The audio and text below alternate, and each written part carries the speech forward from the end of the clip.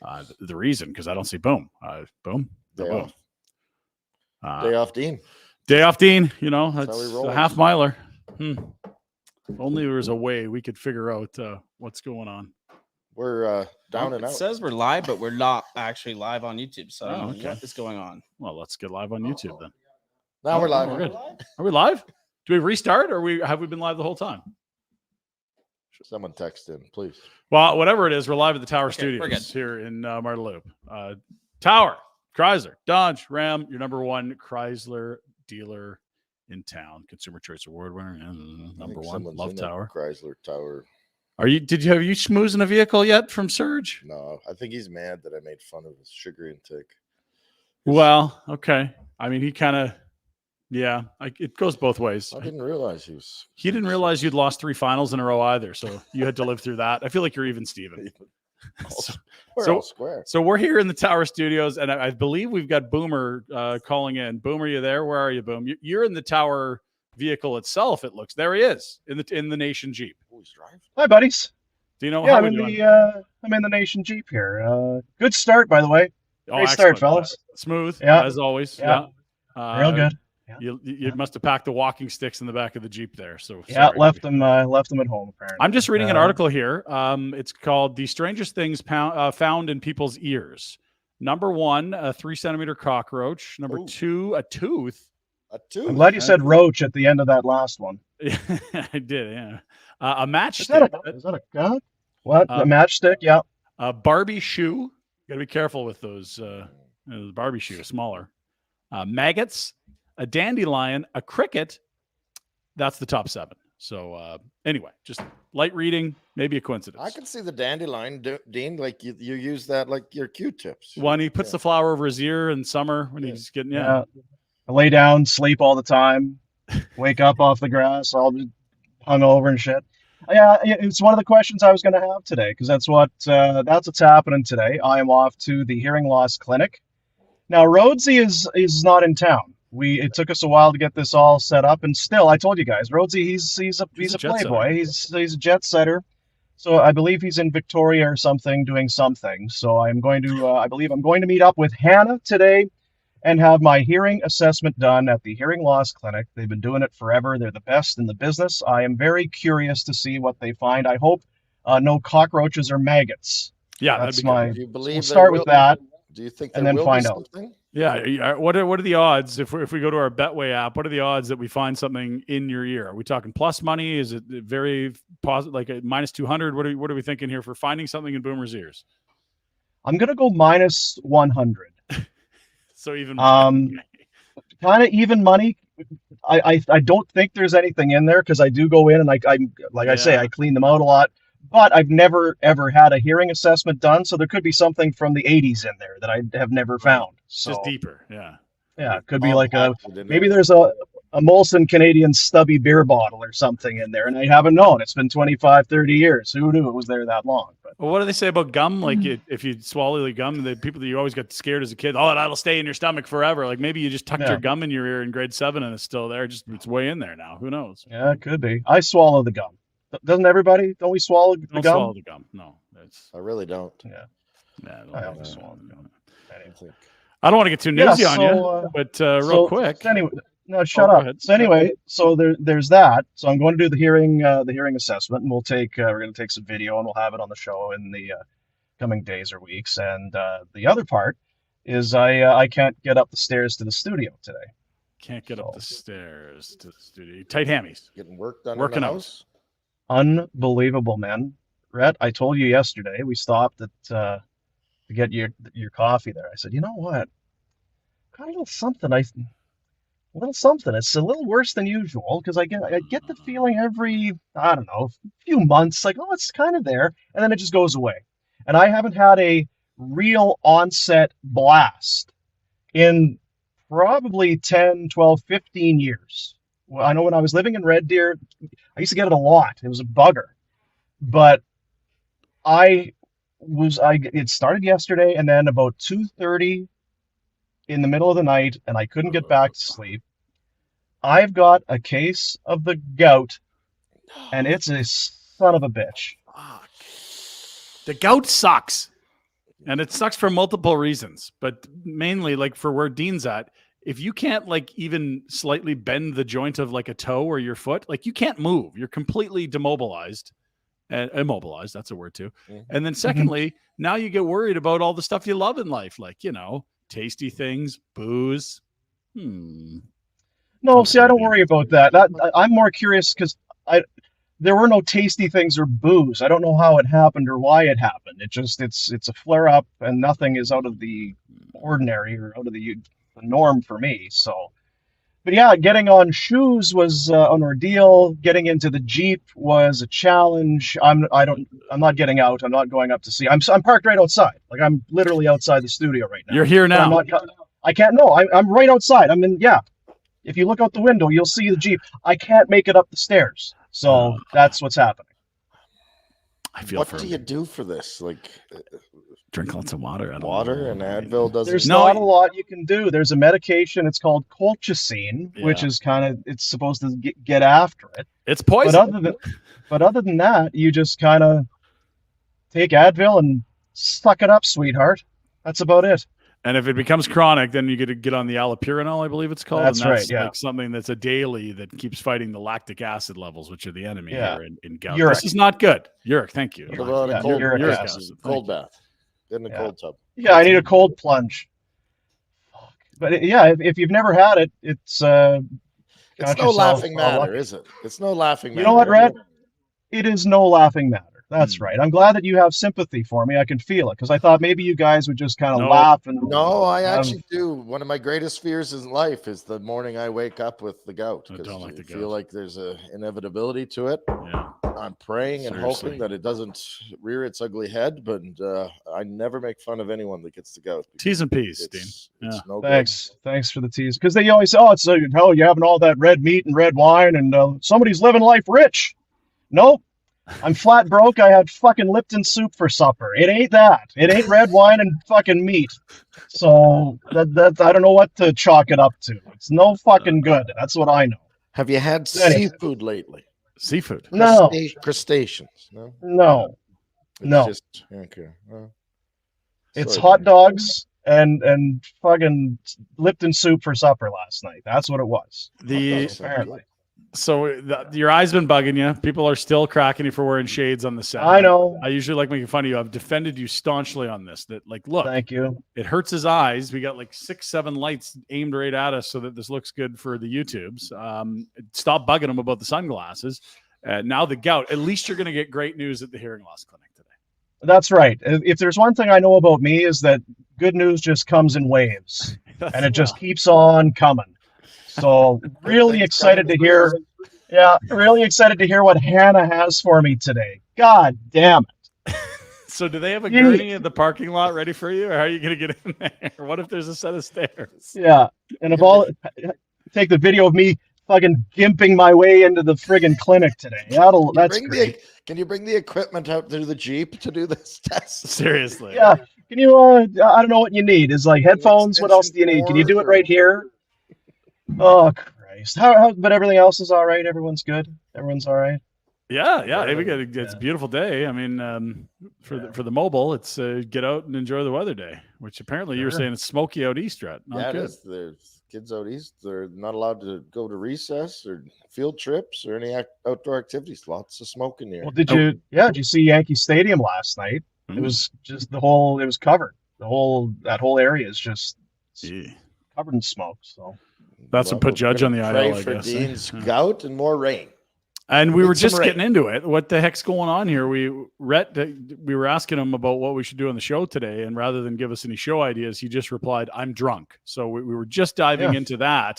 But when you jumped on the show here, we got the second start, whatever it is. Do you want to give us any details or no? It's Vernon's fault. He was supposed to take me and drop me off at the mall. Yeah, where I was going to get picked up shortly thereafter. Instead, he took a tight right turn. Terrible driver, by the way. Oh, really? Terrible driver. Well, he's ADHD, he said yesterday. Yes, he's very distracted. Yeah. Anyway, we made it to the Britannia place, and we went in there and went to have a glass or a drink or a beer, and I'll be damned if my old neighbor wasn't sitting there waiting, and all of a sudden we got reminiscing, and we're downtown and driving around the old area. Oh, yeah. Getting nostalgic. The good news is you weren't driving. That's Hey. the good No, I part, was yeah. not driving.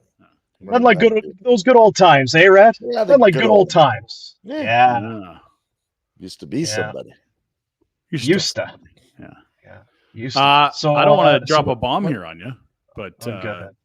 I'm hearing that internally this might be decision day on a coach, and we could have an announcement as early as the end of the week, if not Monday at the latest is kind of the word around town. I know there were some interviews going on, so I'm guessing that they'll wrap those up, I think, today. Well, I haven't been back for my follow-up interview.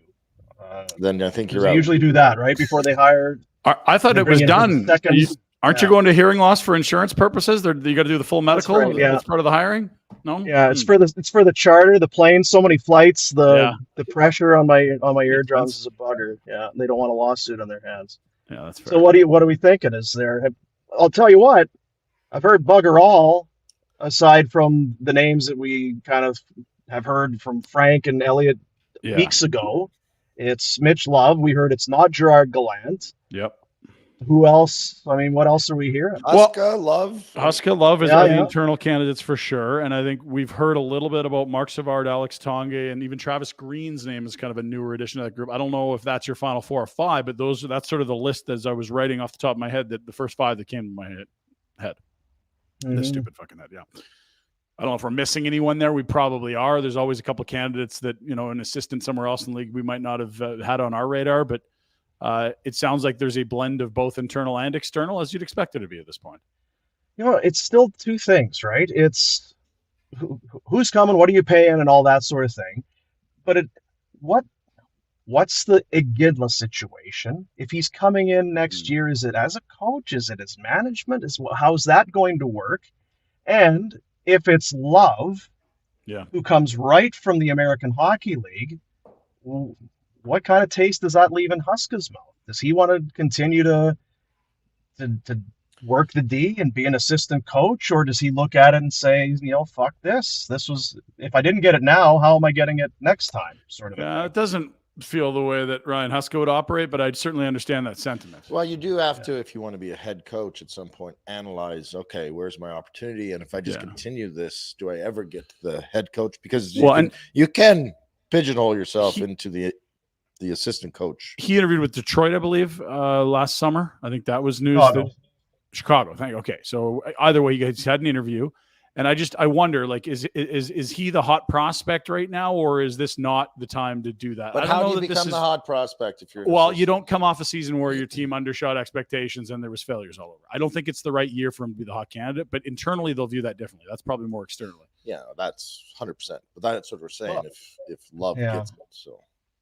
The other thing that's interesting too is, if Mitch Love gets the job, that opens up a head coaching spot with the Wranglers. Yeah. Huska's already been there, done that, right? He can't go back, and if he's going to be a head coach again, are you going to do that? I think it's a lose-lose for him there, because you're going to get downgraded in pay, probably. Maybe not. I don't know that. Your travel and stuff's going to be not as sexy. I don't know that he goes that way. And if you don't have success, what are you done for? Well, and to be fair, I really like him. I think he's a great coach and a good leader of men, and a great teacher. But it wasn't a fruitful run in the A so much as it was very middle of the pack. That's the difference between their two resumes. And it's not the same roster, but it's not an overwhelmingly better roster that he's dealt with. Who would be great to answer these questions? Connie. Yeah, there's a guy down the street here. Yeah. Can we get him in, or is he now going to do the tight lip thing? Can he do the tight lip thing? I think he'll bumble around. He won't be tight-lipped, but he'll bumble around it more. You know what I mean? And we are pretty charming. That's true. We kind of, hey, buddy, hey, kind of give me those rips. You get over here, you. And then the next thing, so I'm going to trade everybody. I'm going to fire everybody. It's going to be great. So, but there's nothing left, right?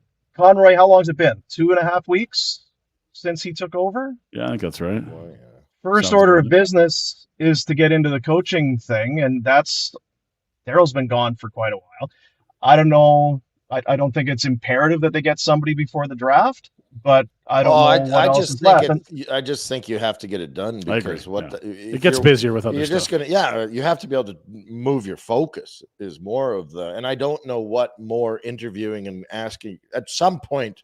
You have to make a decision. You've asked all your questions and got all your answers. And just a quick talk, because I looked at it. Ryan Huska's been the assistant at the NHL level for 5 years. He was the head coach in the American League for 4. They missed the playoffs 3 years. They lost in round 1 the other. And again, rosters are not the same every year, but there's a different feel around Mitch Love because he's a back-to-back coach of the year. And I don't know that Huska's name was coming up in other NHL circles like Love's is now. Did Huska have the back-to-back goalie of the year? No, he didn't. He did not. American League? He had a lot of Kenny Morrison and Adam Olish-Matson, but I mean, I'm kind of with Rhett. I'm with Rhett on that. I feel like at the American Hockey League level, it's kind of like in junior, you're a coach, and you can only do so much with the roster that you're given, depending on where your team is at in its arc of success. Maybe all of its good young prospects are already at the NHL level, or maybe they're cooking in the A. I just don't know if you can just use that success. And I'm not saying don't take Mitch Love as a good coach. I just wouldn't look at Huska and say, well, 7 years ago, your run in the A wasn't very good. I wouldn't say it was bad either. It was just very mediocre. And yeah, the rosters are different for sure. It would take a really, really strong AHL mind to figure out, where those rosters were at. And again, goalie's the greatest I don't think you're eraser of all time. To jump in there, but with Huska, I don't think the minor league has anything to do with it. How's his he's the closest to the team. Yeah. What's his interactions like with the guys? How's he going to change the coaching style and the system? What's he going to do differently from the guys that he's learned under that's going to have more results with the group that is there? How's he going to overcome going assistant to head? Right? That's been a tough transition. transition. That's never an easy thing to do. So how do you do that? Those are the questions. It has Ryan Huska's resume right now and his being in the interview process for the head coaching job with the Flames has nothing to do with his AHL record. Which is kind of why I don't know that it's a big deal if Mitch Love gets this gig. He's been a 5-year NHL assistant, we said. Yeah. You're going to give to me, it sounds like you're going to give someone new a shot at an NHL job. Well, what's he been in charge of, and has he dominated? That would be the question I'd ask. And I'm not saying he hasn't. Either way, I'm just saying somebody new is going to get a shot at an NHL job by the looks of it. I don't know that Travis Green is. Maybe you mentioned it, but I heard his name, and it kind of was a bit out of left field, but it would make sense that he would want that interview. Yeah, I can see him wanting it, but to me, it's Huska or Love. I would think Savard and Tanguay, as far as head coaches go, would be a long shot. And there's probably a name we don't. But even if they do get it, those 4 guys have never coached as a head coach in the NHL. Yeah. And is that it now? Because Cronin goes to Anaheim. We believe Babcock's going to Columbus. Is this the last of the musical chairs? Rangers, right? And right. It sounds like Laviolette was the guy that they were interested in. Washington hired that Spencer Carberry. Columbus is done. Anaheim. Yeah, so it would be Calgary. There's nothing left. Yeah, I mean it's. Burnett went to Nashville. John Hines is out there. Yeah. All right. Well, that sounds like coming days.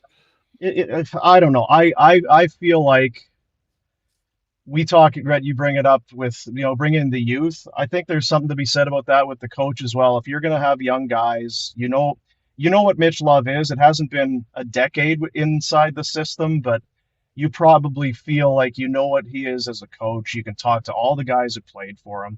And I just think you'd hate like hell for this guy to go somewhere else. Yeah. After you make a coaching hire, he goes somewhere else and then turns into a very solid NHL coach. I didn't even say great. Yeah. You just hate to have him within your system and see him have this success and then have him go on and be strong for someone else. Totally. To me, it's like Conroy getting hired. He's been doing it for a long time. Yeah. Awesome. First chance. It's what I said about Kevin Adams too in Buffalo. Surround him with right people. Who are you surrounding yourself with? Yeah. Right? And that to me is a big question. Is Mitch Love, if he gets it, or Ryan Huska, if either one of them get it, who are you surrounding yourselves with? Yeah. You stay in status quo with the guys who are there. Or Muller staying, totally. Right? Like what's the surroundings? Because if Mitch Love comes in and he goes with the guy, that's to me the curious part. Okay. Do you go and find other guys as a first-year NHL head coach that have a big resume? Is it not an awkward party for Mitch Love if Huska and Cale McLean are there? He hasn't worked with him, so I think it's less awkward than it could have been. I still think All I'm saying is those are two guys, they were head coach of the American League team and have been the assistant coach and probably want this job. Now you usurp them both unless you have a really good relationship with them, and I don't know that they do. I feel like that's not a great situation. Much like Conroy, like you said. It's unique. I think it's get the guys you can trust and you believe in and you have faith in. And I would think for Mitch Love, for his first NHL coaching job, wouldn't you want him to be in a spot to succeed? Big time. Find your guys. Who do you need? And let's find the best situation for everyone to succeed. And I don't know how it works with Love as the coach and those two as the assistants. Maybe it can. No saying it can't, but it does seem odd. Everything All right, else, I gotta go. best of luck. Send those fellas downstairs because I can't climb stairs. So it's all they're on the way outside. Go grab me All right, good. sandwiches. Yeah. All I'm right. hungry. That's Sandwich? our Gout update from the Nation Jeep, courtesy of Tower, Chrysler, Dodge, Ram, Jeep. And look at this. There's Frank. Hello, Frank. As our NHL insider, Frank Seravalli, is here. We lost Boom to LIV. The Saudi money was too much. He couldn't turn it down, and now that's his last show with us. So I hope too bad you didn't get a chance to say goodbye. Hopefully he does better than that poor reporter from the Washington Post. Oh, I missed that. Please walk us through that. I was thinking you were going to say Rory McIlroy, who I think No, is the you biggest come on. news You don't know the Khashoggi story? Oh, I'm sorry. Okay, I thought there was a press conference yesterday you were referencing. No, that's death jokes. Okay, good stuff. Right? Yeah. Right. Well, hey, what a start. Rhett, you're in Calgary. What's going on? I can cross the borders now, Frankie. I'm back and forth at random. It's cleared his name. I was going to say, is your family sick of you or what? Doesn't change, but they were stuck with me for quite a while because of immigration issues. Yeah, the sick stuff. I mean, that's not new, but the difference now is you can travel free. If you'd have been coming to the combines in Buffalo, I'd have stayed. Oh, well, I did that before, and yeah, I don't even like going to the gym myself, obviously. Watching others. I'm definitely not going to go watch a bunch of 18-year-olds work out furiously so I can feel bad about myself. I saw you jump on right as we wrapped up our chat. We were talking about the Flames head coaching vacancy. There's sort of a thought around the Dome that this could get wrapped up very quickly, that maybe internally a decision could be made as soon as today, and that we could expect an announcement later in this week, even Monday at the latest, is kind of being suggested. Is that consistent with what you're hearing? It is, and I believe Mitch Love was the final candidate of the second round interviews that I think wrapped up on Tuesday or Wednesday, leading everyone to that speculation that a decision would be imminent. Now, if you go back and look at the playbook of how the Flames handled the Craig Conroy situation internally, I think he was also the final interview of the second round. Okay. So I don't know if there's a trend there, meaning they sort of think they have a real good idea of who the best in-house candidate is, and then proceeded from there. But, we've talked about Mitch Love for weeks now, if not months, as the sort of front runner and lead candidate. I don't envision a path in which the Calgary Flames have the, two-time AHL Coach of the Year, one of the best up-and-comers in the minor league system, and allow him to walk from the organization. It just doesn't make any sense. One of Boomer's concerns that he's voiced a few times is that, okay, he's the former AHL coach coming up to the big club. On that staff, there's already two assistants that were former head coaches of the AHL club. I don't know that it matters that much. What do you think? Yeah, I listened to you banter about it. I'm not as concerned.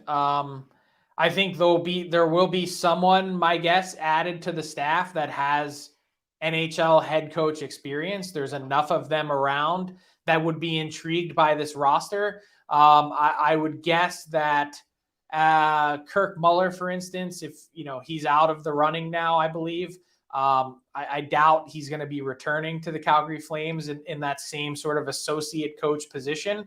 They're going to need to bring in someone that has some of that NHL head coach experience, just as a sounding board advisor for Mitch Love. And maybe he has someone in mind, but short of that, I don't know them terribly well at all, but it doesn't seem like Ryan Huska and or Cale McLean, who, by the way, Cale McLean, I grew up watching here when he played in the minors near me. I don't see them as overwhelming personalities that are going to overshadow Mitch Love. I think he's got his own stance, stands on his own 2 feet. And, certainly I think is someone that he's got presence. One thing to consider with it all, and I'm agreeing with the Mitch Love analysis, but I think something that's going to be important for the Flames organization as a whole is a connection to the community. So when you're considering coaches, I think it's going to be important that I wouldn't be surprised if there's a guy that has. Okay, so it sounds like you know something, Rhett. No, I don't. No. This is my own. I just know that how Conroy thinks. Mm-hmm. And I believe that there will be an emphasis put on guys that have been part of this community in the past. Yeah. And give me an example. Like, I'm not saying Tanguay was an example. Alex Tanguay is an example. Alex Tanguay. Someone in the comments is saying Bob Bugner, Mark Savard. These are guys that have been in Calgary and Connie would have ties to. Okay, that makes sense. I don't have a dead nuts confirmed or for certain, but I would think that Tanguay was actually also part of the interview process for this position itself. So I don't know what his thought process is if he's not selected to then pivot to being maybe it's kind of actually what happened with Dave Nonis. If you think about it, he was interviewed for the job and then didn't get it. And then was, brought in as senior VP and AGM. Okay, bigger picture, stepping back, looking at the Flames, the chaotic offseason, we're through some of the heavy lifting. A head coach will be announced, and then you got to deal with, all these pending UFAs. But if I'm a fan over the last, 20, 30, 40 years since they got here, and I'm saying, hey, look, since 89, it's pretty much only been first-time GMs and first-time head coaches with a couple exceptions. Why will it work better this time? What would your answer be? Or should there be concern on that front that it's 2 theoretically green first timers if it's a Mitch Love or Ryan Huska, and Connie is his first job? Julian Brisebois seems to do okay in Tampa. Mm-hmm. So does John Cooper. Yeah. I mean, they never had an NHL job at that position before now. Yeah. Go down the list. There's a long list of them that you have to get your start somewhere. You don't just wake up with, 14 years of NHL GM experience. It's hard to come by. And this is going to sound really funny to say, like, there's a lot that goes into the position. So I'm not minimizing it by any stretch of the imagination. Yeah. But if you have critical thought and you surround yourself with the right people, this job doesn't need to be overwhelming. Yeah. Rhett said this for a while now. I don't want to say it's not rocket science, but it's not it's a lot of work. It's not rocket science. That's what it is. It's a lot of work and it's a lot of knowledge, but it's not, you're not building rockets to get, there's no science to it. It's information. It takes conviction. Yeah. I think that's one of the biggest things is having confidence in your ability to evaluate talent and trusting the people around you to do the things that you're not good at. Like, to me, that was one of the most refreshing things of Craig Conroy's press conference was he said, I don't know everything. I can't, no one person, no GM can be good at every facet of this business, whether it's ARB cases and the salary cap, or whether it's, mashing together the proper contracts that you need, amateur scouting, pro scouting, player development. There's going to be some running your minor league team. There's going to be some facet of this that you just, it's not what you're good at. Mm-hmm. So instead of being pig-headed and think that you can go do it all yourself, surround yourself with the right people and trust them and let them do their job. 100%. That's what it comes down to. 100%. It is Frank Seravalli, our NHL Insider, presented by Bon Ton Meat Market, a Calgary tradition since 1921. You can find them at 28 Crowfoot Circle Northwest. The cat's already out of the bag because you mentioned yesterday. We sat down with Mike Vernon. That'll be dropping later this summer. He said back in the good old days, 1989, when they won the Cup, like Cliff Fletcher was one of the best, I guess, collaborators, bring people in, gather lots of ideas. And knowing Craig a little, and you obviously know him a lot more, like talk about a guy that's great at that. Use the people around you, lean into your network, a great collaborator. And I feel like, there's been some people in the organization that haven't been that. Daryl is known for silos, not collaboration, not to mention a few others. It's a necessity. It's not an option. You can't operate in silos and think that you're going to be successful, because going back to the point I just made about the different facets of the organization and all the different things that have to come together, to think that you are good enough, smart enough, and more to the point, have enough bandwidth to possibly be able to tackle all those things at once. Can you imagine also trying to do that while being the head coach of the team? It's impossible. Yeah. So you need collaboration, and like you need to have the humility to say, I don't know everything. And Craig Conroy, it's rare. He addressed a couple of the things right off the hop. One, I don't know everything. And two, I'm going to make mistakes. When's the last time in any new GM's press conference you heard someone say, I'm not, I'm gonna make mistakes? Never. He just said, like that, yeah. The key to the job is minimizing how many you do make. And I thought that was so smart, because it admits that this is the only science that comes with this job. Not to say that anyone's going to be working at SpaceX, is you can pick a player at 18 years old that you feel super comfortable about and in your thought process, but you don't have a crystal ball and you can't project what they're going to look like at 23 and 24, which is the whole name of the game. So there's a little bit of science, there's a little bit of voodoo, there's a whole bunch of things that go into it that you don't know. One year you get 922 out of Jacob Markstrom, and the next year you get 890. There's no rhyme or reason to it half the time. And how else do you explain why the Boston Bruins aren't facing the Vegas Golden Knights in the Stanley Cup Final right now? Like, they should have, by all accounts, beaten that Panthers team up 3-1 multiple times. Yeah. Not up 3-1, but also up in Game 7. Like, it's bananas.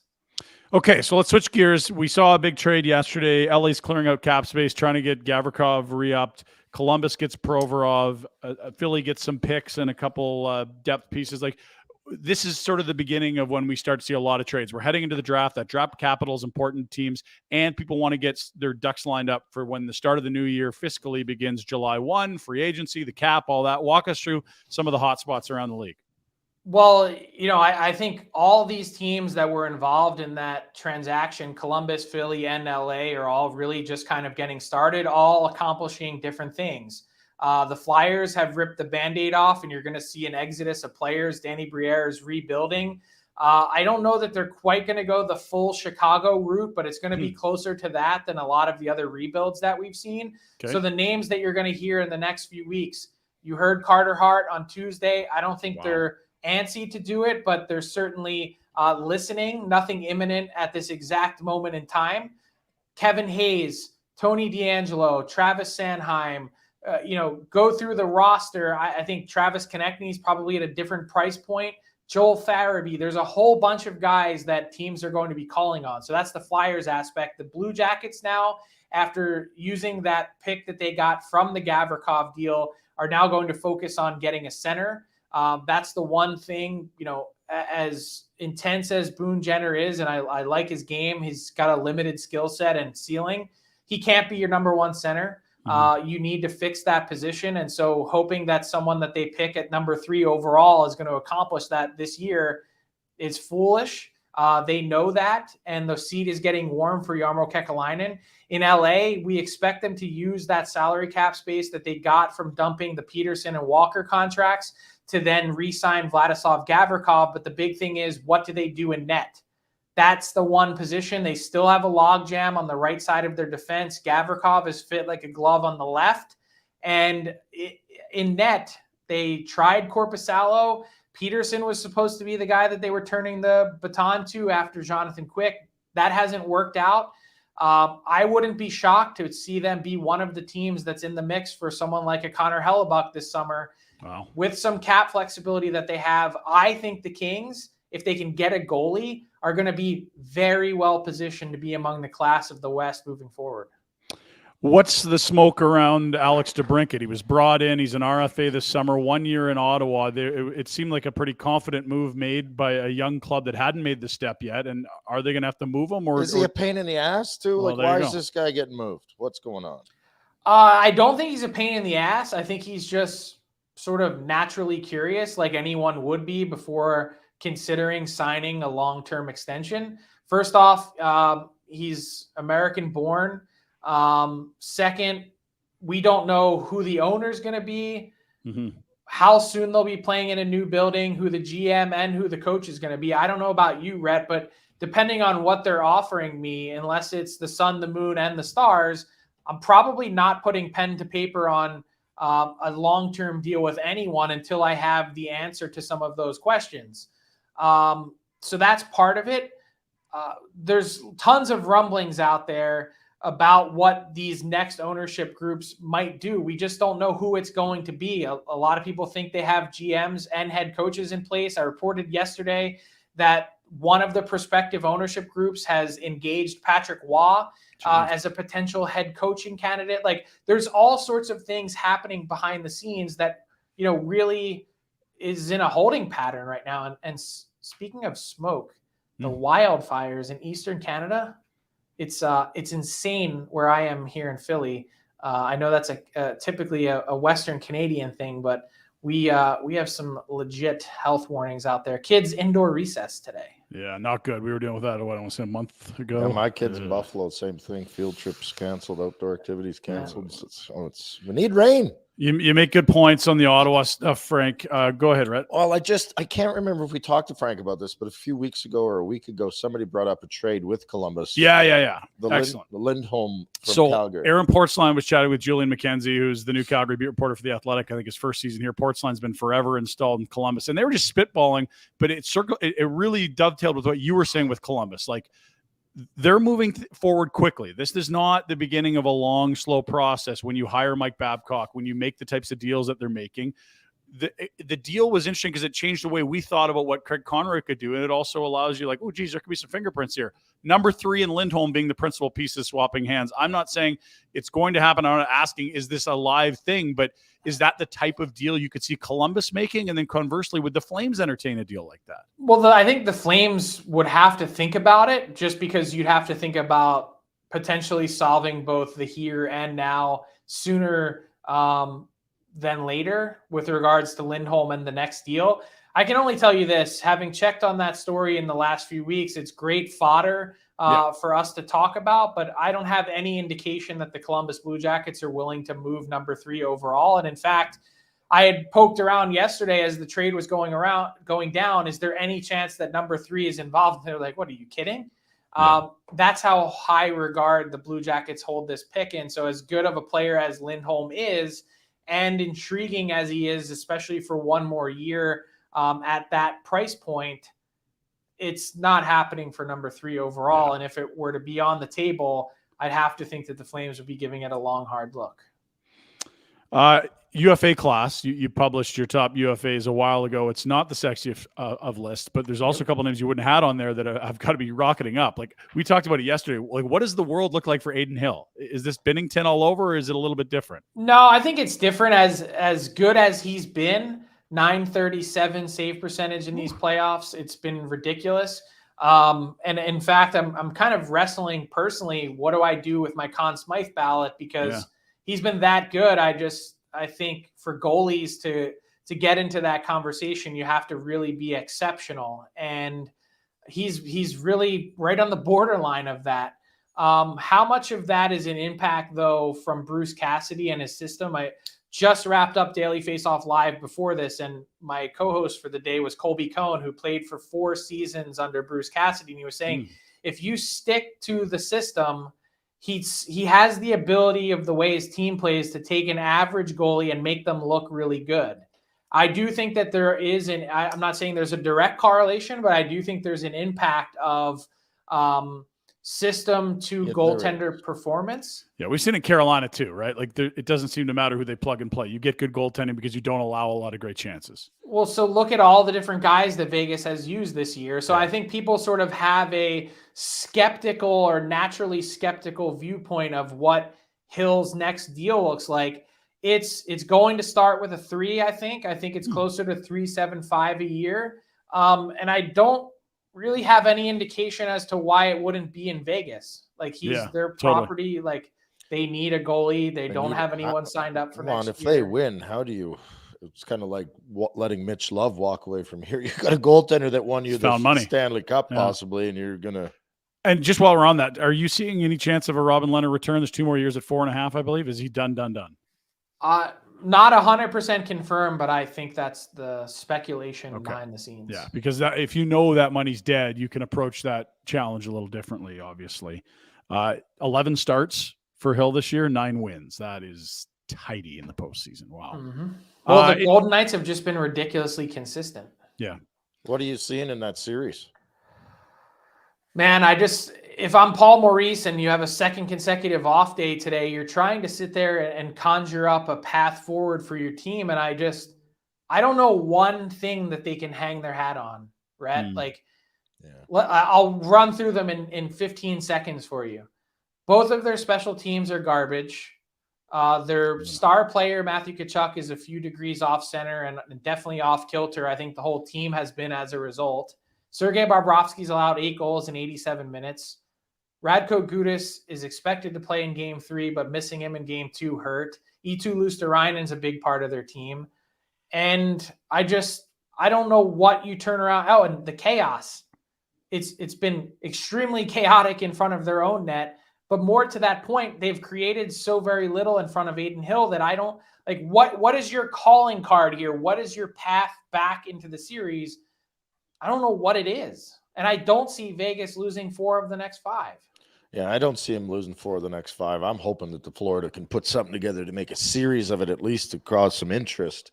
I actually would think the only thing that they can control is like minimize the chaos. The discipline. You've right? tried to be the ramrods and this and that, running around and act like not idiots, but you're trying to acting be like Warners. They're trying to be intimidating and pissing around, but in all reality, I think they got to just go play some hockey, boys. Let's try and skate and play and have some discipline. It's 6 skaters left on their bench the other night. But by the way, like an absolute ridiculous show by the NHL officials. Like this is not, no one's coming to see you handing out 10-minute misconducts. I know the game was out of hand. It doesn't matter.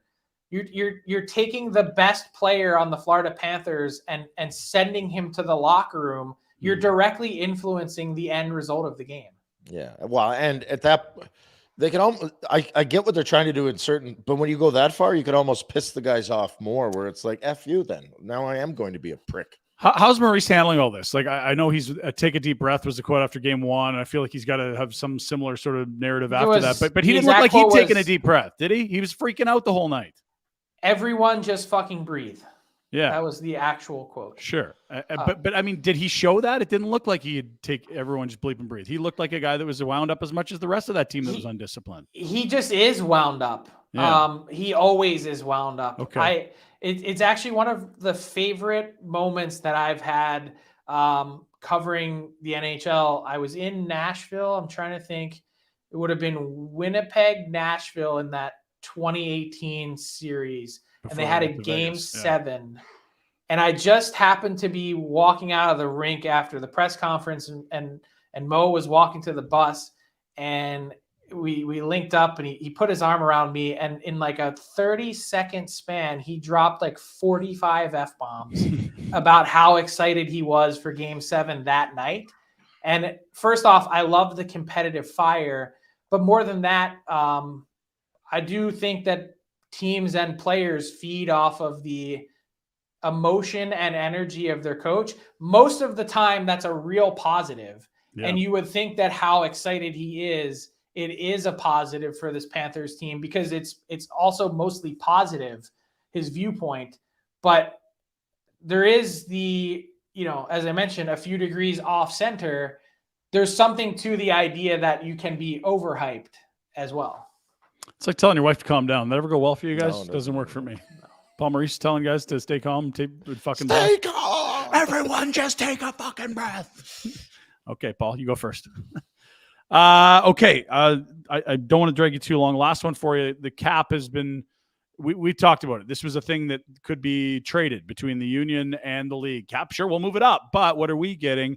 And the PA sort of saying, we don't want to trade anything. We'll deal with, if you're going to be rigid about it, fine. So a small incremental gain this summer looking like what's going to happen. And then next year you could see a massive jump. This doesn't feel like a great recipe for a league that's got GMs that really aren't that disciplined financially sometimes.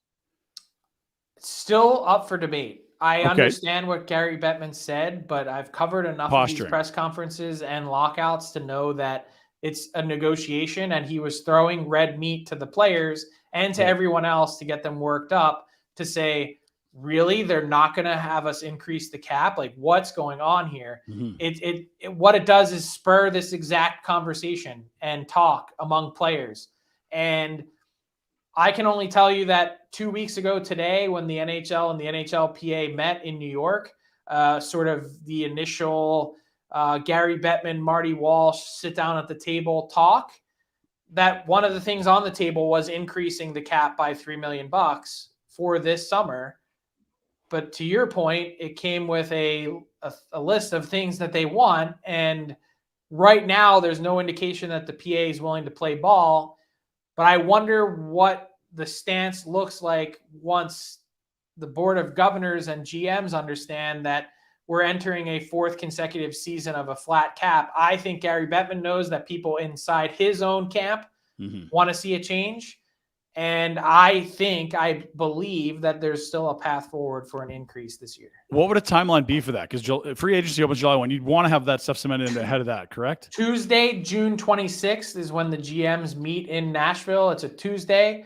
I assume you guys will be nursing a hangover after hanging with me on Monday night. I think we'll be working on one. I don't know that. I think we arrive Tuesday. We might need to. We might need to take the old shampoo factor on Tuesday. Just lather in a little something extra in the morning. But that's the date of the GM meetings where they usually share the cap for next season. That's probably sort of the drop dead date to get it done. Interesting. Affects a lot. I mean, this team here is over the cap without any change, and with you've got room. Like, that's an entirely different offseason in terms of like how pressure points work, how easy it is to unload contracts, how weary teams are of adding salary. Like that's a massive piece for the summer for everyone. And a precedent-setting trade, I think, with the $8 million that the LA Kings were able to move for very little on Tuesday. That I had a couple of GMs reach out to me and say, can you believe that's all they had to give up? A second and Helge Grans, who is a 5, 6, 7 defenseman prospect, a C-level prospect who is, I'm told his most recent comp is someone like a Marcus Nudavara in the NHL, could be an NHL player, might not be. That's a pretty short price to pay to move 8 million bones. Thanks, Frank. Appreciate it. Always great. And we'll see you soon enough in the flesh, which we love. It was great in Jasper. Cannot wait. Awesome. Appreciate it. See you guys. There's Frank Seravalli, our NHL insider for Bon Ton Meat Market, 28 Crowfoot Circle. Have you talked to Greg yet? You're in town. Send him a text right now. Ask him what you're barbecuing Friday night. Because it's Frank's got the bad weather out there with the smoke. It's looking pretty nice here. I think Dino was doing a barbecue forecast. 29 this afternoon. Can you get up there after the show? It's hot. Tomorrow, high at 29 again. And Friday, you're going to want to barbecue tomorrow. Today or tomorrow is your barbecue day. All right, today. I'm going up there right now. Okay, good. Very good. Buy Jack Tack a sandwich and then. Oh. Did you Jack, have you had the potato salad? Did you see him complaining to me? Like, you've not had the potato salad? He's new here. No. The Jack Attack's new. And again, we're not potato salad people, and we're not supposed to talk about the potato salad. It's the best potato salad you'll ever have in your life, and you will like potato salad, but only the Bon Ton potato salad. Now that you've mentioned the potato salad, now you're gonna have to get that. Now I have to get the potato. You know that he hasn't had the potato salad. Yeah, you can see how like a lot of people's eyes will just glaze over and start talking about the cap. But if Craig Conroy has to shed off money while changing this roster versus, I got $3 million to work with. It's very different options. Now, the same issues are present. You've got 7 UFAs. You've got to probably make a decision on a defenseman. But does it change your whole approach to No. But I'm just saying the pressure point.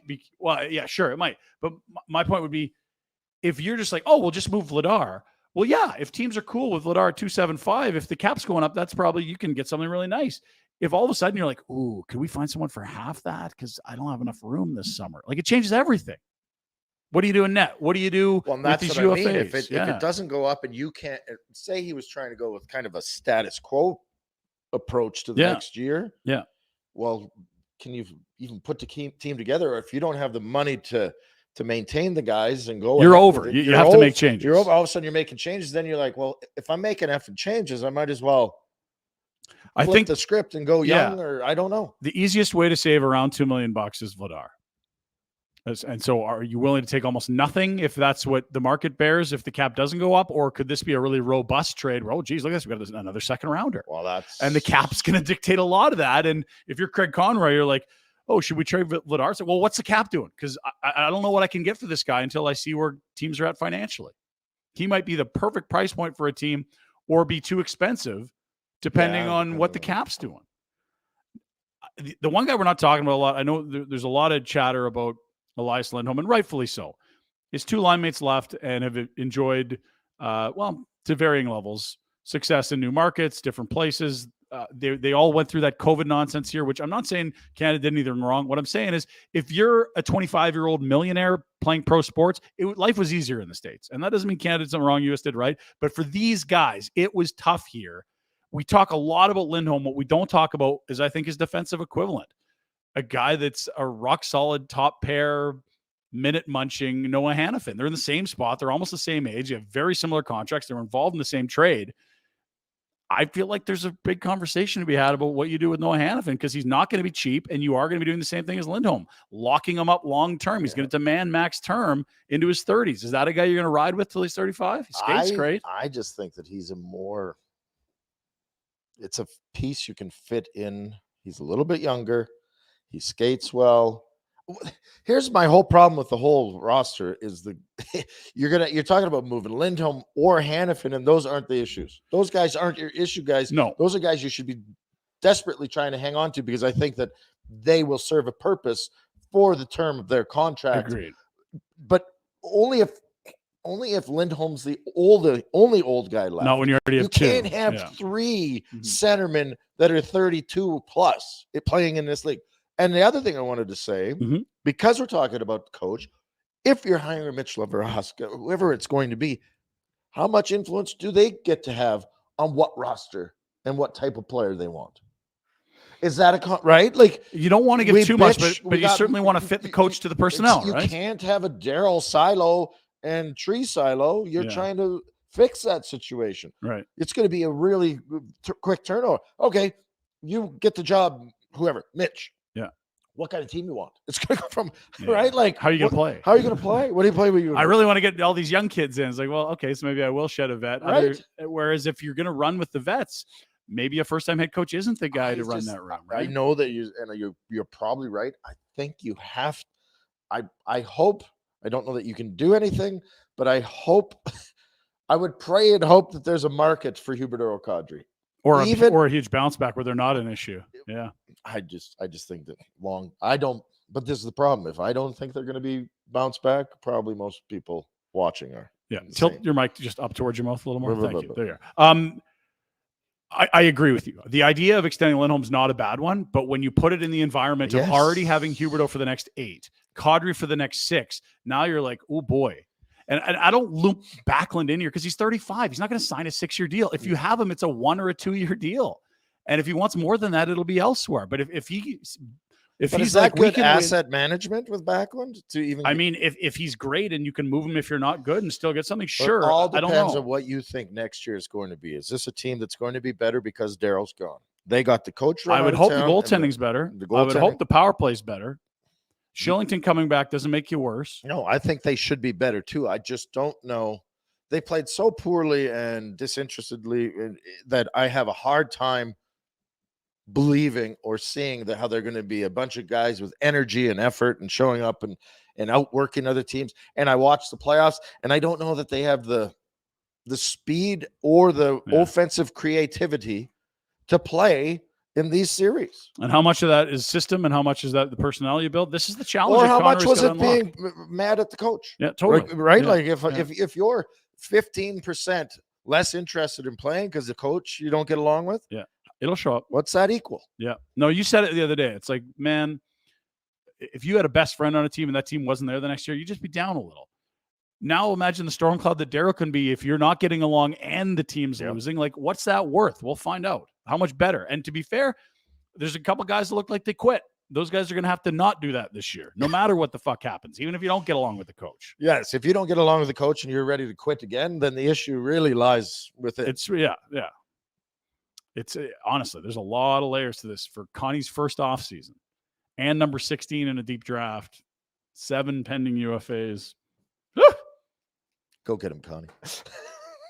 Connie, we know you talked about mistakes. Just don't make them this summer.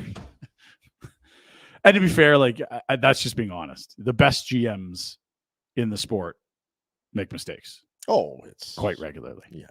This guy was on waivers. Why didn't anyone get him? Like, I mean, it's just, it's not, oh, the equation says do this or not. Like, there's a lot of art here. This is more art than science in a lot of ways. Putting a group of people together in the same room under the leadership of a certain group of people and under, we're going to play this way. Like, there's a lot of feel here, more than I often give credit, because I love looking at data.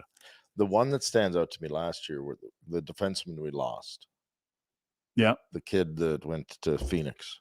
Oh, first Val round. Mackey. Yeah. Oh, Mackey. How did we, what? Waivers. To me, that's mismanagement, because you talk about Noah Hannafin and maybe getting rid of him. That's you don't the guy have that any would step in. effing depth. That's the guy that could theoretically play his role. And you let him go for nothing. Yeah, and again, it's some blood on the GM's hand. There's a lot on the coach's hands too, and they're both gone. You can't, and Valimaki is too. If you're Connie, you're like, fuck, I could use that piece this year. Yeah, if I had be a him, player, now I can move Hannafin for a haul. Let's move up in the first round. Let's get another second. I'll bring in a guy under cost control. Frustrating. And look, that's why there's going to be a new GM and a new head coach. Shit hit the fan. Yeah. Teams that are in great shape, positioned to win a cup, that are on long runs in the playoffs, don't just change coach and GM. This happens when things didn't go like they were supposed to. So go ahead and make it work like it's supposed to. What a year it has been for the Flames organization. No kidding. Okay, we'll switch gears. Let's go to the Pinder report. We do that for Village Honda up in the Northwest Auto Mall. You can pop in and grab a coffee. I forget my Bonton. It's right in the neighborhood. And you can talk to Anthony. He'll be fired up about Cavalry FC this weekend. They're playing Vancouver. Another tie. Anything Dutch football. Leo Messi made a move today. I think we did he? We were thinking he'd go to Saudi Arabia, chase the money a little bit. Was he going back to Barcelona? Find out in a moment. Pinder report for Village Honda. We will start with, do you want to sing happy birthday? Do you want to blow out the candles? What do you do for Milan Lucic? I don't want to start a fight here. Milan, happy birthday. 35. Give him a contract? That'd be a nice. Connie, careful. Someone will. I think he should go to Buffalo. I don't mind that. Is Okposo playing a similar role or not? Because he can't play I think they made a mistake with Okposo. They give him too much money, and I know it's 1 year, but they've got so much room in the cap that it's not. That's not the issue. Like, they've got cap space, so you could bring in Luch, maybe give him the same contract, 2.5. Even though I think that's overpaying. Yeah, but it might. But for Luch, he'd play for that. I got to think, and he can have a major impact with that group. Those guys are shit scared. There's a lot of teams where you're like, that wouldn't be the worst. Anyway. A team like Dallas, they got all those young guys. That's my birthday present to Luch. I'm getting him a contract. Yeah, Luch, just send over the commission to Rhett. Your agent sits out this one. Buy me a beer. That'll work too. Yeah, good. That's the little bit of Flames news. Also, we talked a lot about they're wrapping up the head coaching hire. So expect news in the near future. Internally, it could be done as soon as today. I'd think if it gets past Monday without an announcement, that'd be a little surprising. We'll see. I'd be really surprised if it goes further than that. In the NHL final, no games today. They are tomorrow. No Radko Gudas at skate today. Also, no. Frank alluded that he's going to play, and I heard that I too. think I'm he like, will, wow. but he probably shouldn't. It's the same situation as the Red Star. He's going to say the right things and get in the lineup and do his damnedest. What would you tell the Retster right now? Because you sort of alluded to it. 04. I don't know. It's easy because to it's the cup, and if you know you're not winning, it's Exactly. different. But at that point, you're like, we're going to win this thing. Yeah, I don't. There's certainly concerns for your health the older you get, and recognizing the things that you did to your body and brain. Yeah. But I don't know if I'd change any of it. There was some famous study that was done. I don't know when it was, but it was like they asked Olympic caliber athletes if you could take a pill that guaranteed you gold medal, but you had a chance of dying in the next 5 years, would you take it? And it was like 15 to 30% or something, somewhere in that window. People said, yeah, do it. Like the stakes are incredibly high, and that trophy means so much to so many people. Okay. Yeah, and there's lots of people I'm that's finding a way to silly. play. I don't care what you say. But there's You got to be wired differently to be a pro athlete anyway. I think you have the idea of winning at all costs is not crazy. Anyway, moving along. Those look for Lesterainen and Gudas to be game time decisions tomorrow. Alec Manoah talked about the struggles yesterday. He down. Cy Young. Oh, wait. Last year, Cy Young votes. This year, Florida Complex League, which is the old Florida State League. That's too bad. I hope it's an indoor arena. Gulf Coast League. It's very hot and humid down there. What's good is their training facilities down there, so they can get them in the quote lab, the pitching lab, where they can get the Rapsodo machine watching what's happening with his pitches.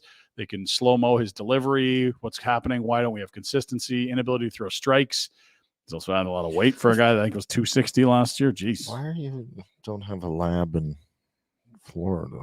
Well, I mean, it's only in Florida. Why isn't it? I'm sure they have some of that stuff in Toronto, but I think part of it is that the minor leagues are so huge. Their center for training in season and off is down there. All right. But yeah, Go Manoah. Go Manoah. The good news is they do have a pitcher that is going to get some Cy Young votes, it appears. Kevin Gossman or Guasman, or however you want to say it. Whatever, I mean, potato.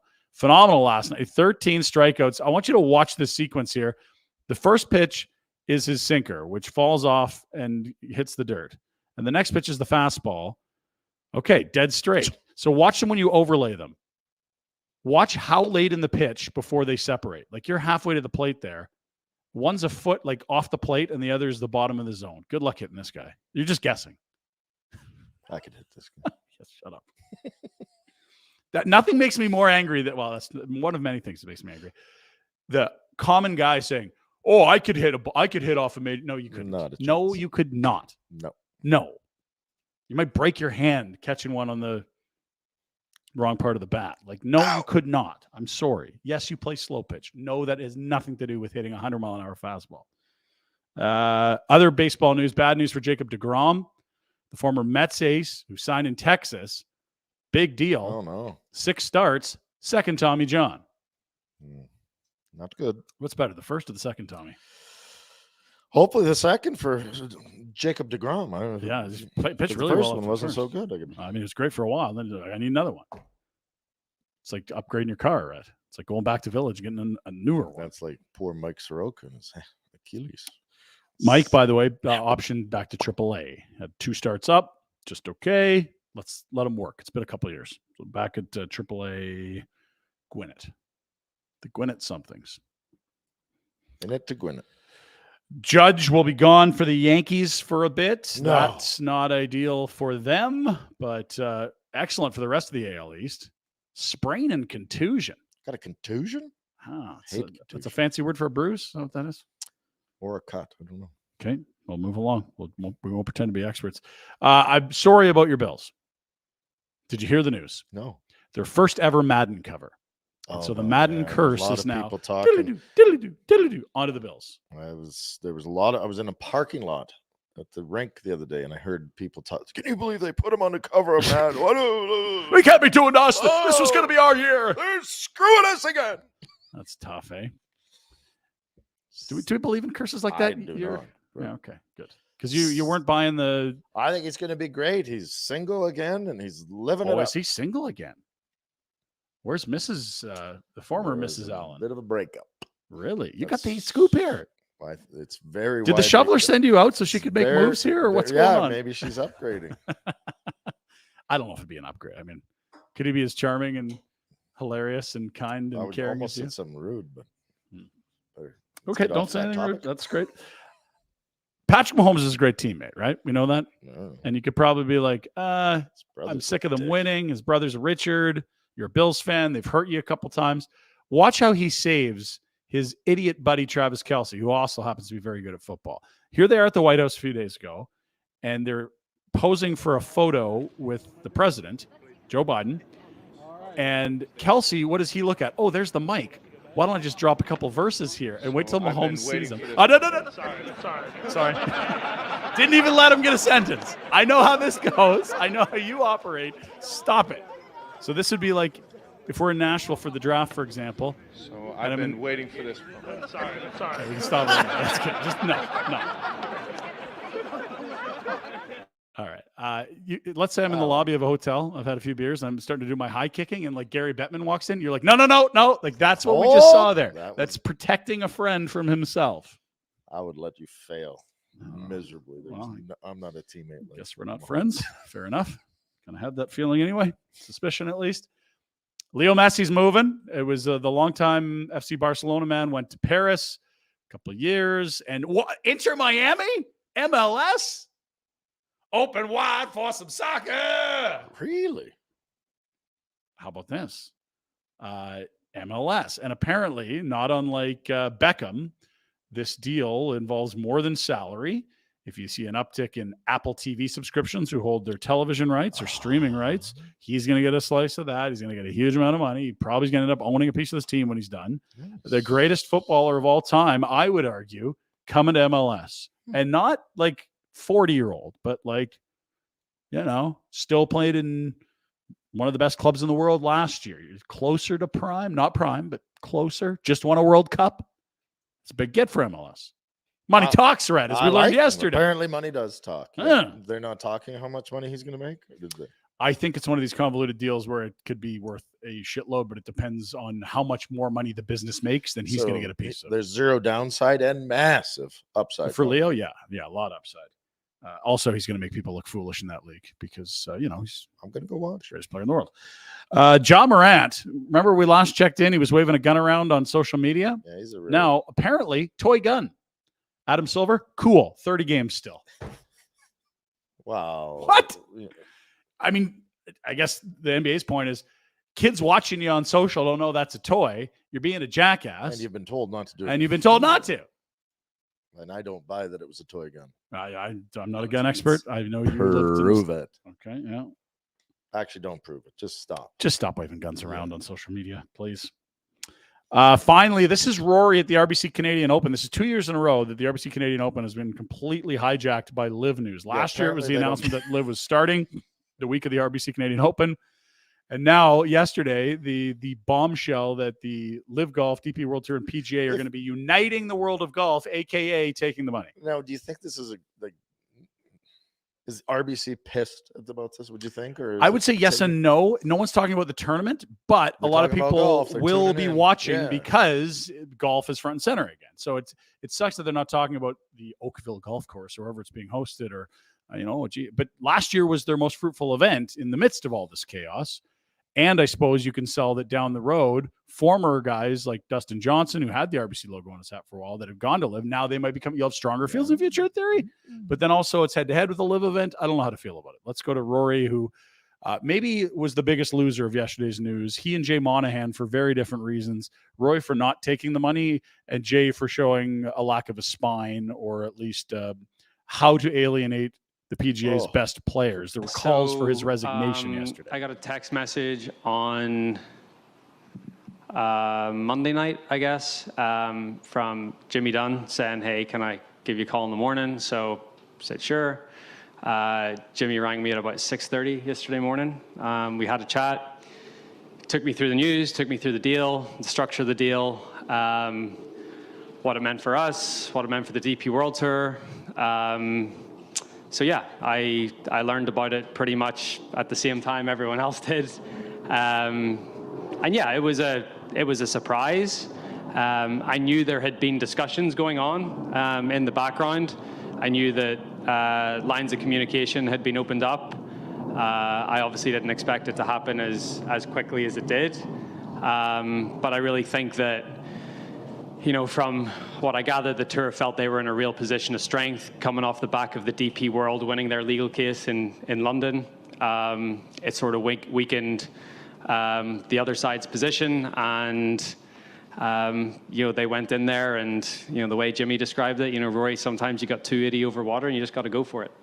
And all right, doesn't look like I lost $500 million, but also not necessarily doing backflips there. And what happens to the commissioner of the PGA, Jay Monahan, is very interesting to me now. He seems way more relaxed than I would. I wonder if there's been talk about a compensation package for guys that didn't leave, but that is certainly just talk at this point from what I'm seeing on social. It would make sense, and if there was going to happen, Rory would have been told about it. The way that the PGA could save face to a certain extent is to have worked that into the deal. Yes. If okay. So you go to star LIV, players. Okay, we're gonna partner up, but the deals that you offered those guys before, maybe a percentage of that has to be paid out to them. So that'd be Rory. I don't know. Scheffler, Spieth, Fowler was offered a ton of money and hasn't been playing good golf for a while. Whatever it is, yeah. Like it's a lot of those guys. It was be loyal, be loyal. Okay, we're loyal. What have they got for it to show for it? Probably have to try to make them at least partially compensated for that loyalty they were begged to show. They don't have to do it. No, they if don't. You wanted to be not a complete snake. If you want to keep your job, Jay. So we'll see what happens there. And finally, don't you hate it when this happens? This is apparently back in Buffalo. The shoveler sent this in. Apparently, she said to your one son, you can have one slice of bread, and he hollowed the whole bastard out, or that's how you got it. That can't be fair. No, that's for the pocket dog. Oh, wow. Fill that baby up. Oh, yeah. You might be able to fit chicken in there. That looks like a huge loaf. That's outstanding. Let's do it. Oh, man. That pocket dog. The Village is right up there by Bonton. I'm telling you. Also, check it out. If you got a car hanging on your hands, you could let them buy it from you. They got $1 million to buy used cars. They'll send you on a tropical cruise, pay you politely for your used vehicle. Village Honda. You can see the QR code on your screen. Give it a zap. Your dealership for life. Find out more at villagehonda.com. Yeah, $1 million. Turn your cash. Car into cash. Do it. Yeah. Do it. It's my brother's car, but yeah, I should. Oh boy, that'd be a move. Is he? What do? You send him out fishing for the weekend, something like that? He's in Vegas, actually. Oh, perfect. Hey, I got you some money because I knew you'd lose some in Vegas. Great. Where's my car? Gone. It's on Village Honda. You've done a really nice job cleaning it up. Oh boy. Okay, we got Betway Bets to do. Anything else front and center here on this day? It's we actually. Coming up on an hour and 20 minutes or so. Oh, I think we're good. It's going to be interesting the next couple of days to hear what comes out of the saddle loom or Conroy's mouth, because I think something will be. Yeah, and I think as much as the introductory press conference was welcome, and here's who I am, and everyone knows who Craig is, but I think we're going to start to see the first fingerprints of his vision for this club with the coaching hire. Yeah. Yep. It'll be good. The other thing I wanted to say. Yeah. People that are listening. What would be a good interview? Ooh, yeah, we let the cat out of the bag on Vernon. We had Vernon in yesterday. That's fine. I don't think it's going to be great. Yeah. Right? Is there someone out there that send the Rhetster on Twitter a note for who you'd love to see us chat with? We're doing some long form stuff for the summer. We've had, I believe, 3 done. We've got another one that you and Boom will do tomorrow. We've kind of been rotating guys through. There's another list of 5 to 10 guys that we're going to get to. It's really light in the summer for content, and maybe you're driving, or it's like you're out on the golf course, or it's, hey, we're going on vacation. We got this long haul, or we're on the boat while we're fishing. We want to listen to something. We're going to do a lot of long form chats with guys. We've got 3 done already and more coming. If you've got a suggestion for the Rhetster, hammer them on social. Let's do it. Because the 6 degrees of Rhett, you can be connected with anyone. Absolutely. No idiots, though. I don't want some clown shows on it. Who does that rule out? I don't know. Connie be a good one. Keep Connie be good, but get Connie done, please. I don't think. Jerome, there's a guy. Iggy would be good. This is your teammates. Iggy We're leaving this on you. Why don't we have these guys lined up? Let's go. Come on, answer your phone. Come on, fellas. Jay's in action tonight. NBA final tonight. Denver's favorite on the road in Miami. Tomorrow, the CFL season opens. Lions and Stampeders. I see we got a new table in here, too. Yeah, new table. Might be something else new coming with that table. Vegas and Florida will go tomorrow as well. Should we get to that Stamps game tomorrow or just go tailgate? What's the move here?